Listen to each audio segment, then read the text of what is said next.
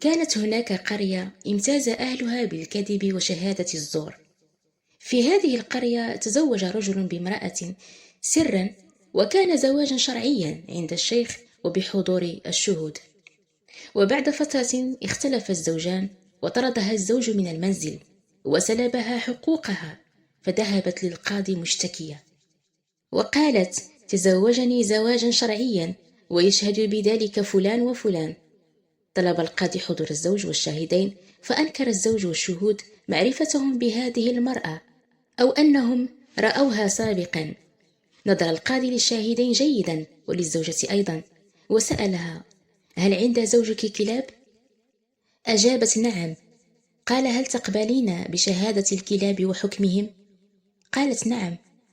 قال: خذوها، فإن نبحت الكلاب عليها فهي تكذب، وإن رحبت بها فهي صاحبة الدار.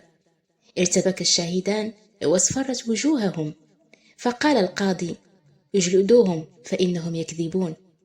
بئس القرى التي كلابها أصدق من أهلها. حياتنا مليئة بالعبر.